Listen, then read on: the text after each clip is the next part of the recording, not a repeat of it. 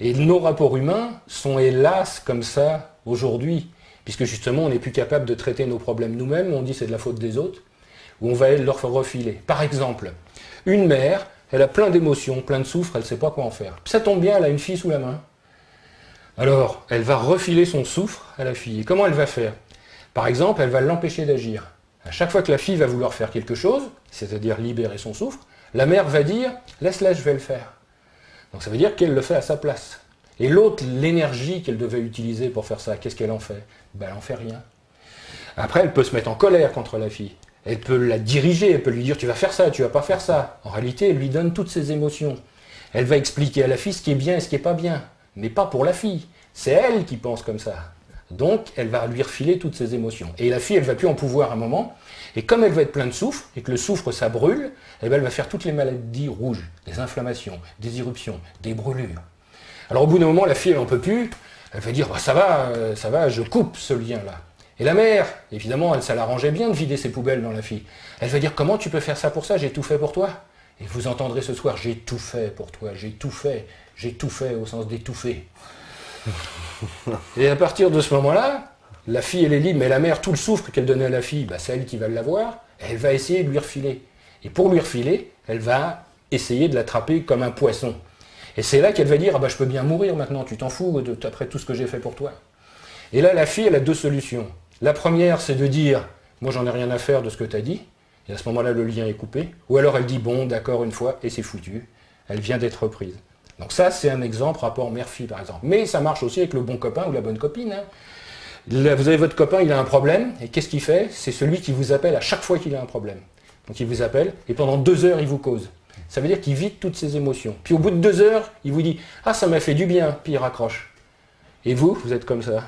Ça veut dire qu'il a réussi son coup. Ça veut dire que toute sa souffrance, toute cette énergie, tout ce qui contenait son âme, qui était trop et qui était mauvais, il vient de vous le refiler. Ouais. Et là, qu'est-ce qui se passe? Vous avez votre conjointe, votre femme, votre chien, votre enfant qui passe dedans. Qu'est-ce que vous allez faire? Vous allez lui sauter à la gorge. Donc vous allez faire une colère qui n'est pas à vous. Toute cette énergie-là, il faut vous en débarrasser. Bah, le premier qui passe, c'est lui qui va prendre. C'est la patate chaude ou le papier collant. On essaye de le refiler. C'est-à-dire, c'est quoi alors? Il faut se forger une carapace parce que rien du tout, surtout pas. Surtout pas. Forger une carapace, ça veut dire qu'il n'y a rien qui rentre et il n'y a rien qui sort. Ouais, en plus, forger, c'est terrible ce que je suis en train de dire. Forger une carapace. Là, c'est l'enfer, on est complètement enfermé. Au contraire, il faut être transparent. C'est-à-dire que quand quelqu'un essaye de déverser le soufre sur vous, vous êtes transparent. Ça veut dire que vous ne le prenez pas pour vous. Si vous le prenez, alors évidemment, ça va l'énerver. Mais c'est normal que ça l'énerve parce que vous ne l'en débarrassez pas. Donc, on va être gentil, on n'est pas, on est diplomate. On va dire, écoute, je comprends tes problèmes et tout, mais c'est pas les miens. Je veux bien te donner un conseil, je veux bien faire quelque chose, mais moi, je me remplis pas de tes trucs. C'est à toi aussi de régler ton problème. Alors, généralement, la personne va dire, ah bah, t'es très méchant, parce qu'elle essaye la culpabilité. Et si vous dites, ah oui, c'est vrai quand même, je suis pas sympa, je le rappelle, pof, ça y est, vous êtes refait avoir encore. Ça ne veut pas dire qu'il ne faut pas aider les autres, ça ne veut pas dire tout ça. Mais ça veut dire, voilà comment ça circule. Mais tout le monde le fait. Hein. Oui, tout le monde le fait. Hein. Un bébé, par exemple, il est dans son lit, et puis il veut que vous veniez le voir. Qu'est-ce qu'il fait? Il va pleurer. Et l'énergie circule dans notre monde toujours d'une manière sinusoïdale. C'est comme ça, ici, dans notre monde. Donc, il va pleurer d'une manière sinusoïdale, et il va vous envoyer son souffle. Et au bout d'un moment, qu'est-ce qui se passe? Cette émotion monte chez vous, elle monte, puis quand il y en a trop, ça vous pousse à l'action. Parce que cette énergie, une fois qu'on l'a à l'intérieur de soi, elle n'a que 2 manières pour sortir, thermique ou dynamique. C'est-à-dire ça chauffe ou on bouge. Donc là, l'émotion monte, qu'est-ce que vous faites? Vous y allez. Ben, c'est exactement ce qu'il voulait. Donc ça veut dire qu'il a utilisé son émotion pour vous pousser à l'action. Un autre exemple, vous allez au théâtre, la pièce vous a plu. Ça vous a fait faire des émotions. Ces émotions, vous ne pouvez pas les garder. Donc vous essayez de les refiler aux acteurs. Comment vous faites? Vous applaudissez. Applaudir, c'est bien l'énergie sinusoïdale. Eux, ils n'en veulent pas non plus. Qu'est-ce qu'ils font? Ils saluent. Donc ils vous la renvoient finalement. Donc vous réapplaudissez. Et puis ils resaluent. Et puis à un moment, quand tout le monde est épuisé, tout le monde peut rentrer chez soi. Ça veut dire qu'on a bien éliminé cette agitation. Et ces émotions, ce souffre, la meilleure manière de le faire sortir, c'est par le souffle. C'est pas un hasard si ces mots sont si proches, souffre et souffle. Vous avez un enfant, vous lui dites quelque chose qui ne lui plaît pas, qu'est-ce qu'il fait? Il souffle. Et ça vous énerve quand il fait ça.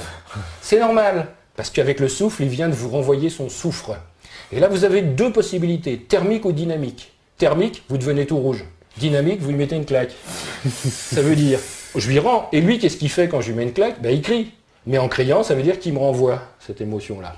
Et à ce moment-là, une fois que j'ai éliminé cette émotion, je m'excuse, mais je peux le faire que parce que j'ai éliminé cette émotion. Alors ça ne veut pas dire qu'il faut le faire, hein, mais ça veut dire voilà le mécanisme. Et c'est même pas intellectuel. Par exemple, vous bricolez et vous vous mettez un grand coup de marteau sur le doigt. D'accord? Vous sautez partout en criant. Vous pouvez me dire en quoi votre doigt il est moins écrasé de sauter partout en criant? Donc ça sert à rien en gros. C'est vrai. Ben, si ça sert, que ça élimine l'émotion que vous avez fait. Thermique ou dynamique? Là, vous avez choisi dynamique, vous sautez. Et le plus fort, c'est qu'on a tendance à renvoyer l'émotion et l'énergie à ce qu'on croit qu'il nous le fait faire. Par exemple, ici, je sors d'ici dans le couloir, il y a un courant d'air, je prends la porte dans la figure, qu'est-ce que je fais? Je tape la porte. Ouais. C'est idiot. Mais pourtant, ça veut dire, elle m'a fait faire de l'émotion, et ben je lui rends. Alors vous voyez que ce mécanisme et l'alchimie, ben, c'est le contraire de ça. C'est-à-dire qu'on ne fait pas de carapace, et cette énergie, on la transmute. Vous remarquez quelque chose de fondamental, c'est que les alchimistes ne transforment pas, ils transmutent. Transformer, c'est prendre une forme pour faire une autre forme. Transmuter, c'est prendre une forme et la faire disparaître en lumière. C'est pas pareil. Donc ça veut dire que toutes ces émotions-là, ces énergies, eh bien, elles ont un côté négatif, mais un côté positif. Parce que la colère, par exemple, eh bien, on peut la transmuter en force. Et c'est dommage de perdre une grande colère. Si je peux la transmuter en force, c'est pour construire. Et tout le travail de l'alchimiste, ça va être ça. Comment, d'une énergie qui détruit, on va en faire quelque chose qui construit. Et une fois que ça sera construit, on va trouver la voie du milieu, la paix, et on pourra disparaître. Ouais, mais c'est énorme. Franchement, voilà, moi je suis assez impressionné par cette, voilà, la logique et on veut dire à chaque fois de cette philosophie, parce que finalement, presque l'alchimie, il faudrait l'apprendre à plus de gens, non? Mais c'est comme tout, je veux dire, le problème... Il faut s'y intéresser par soi-même.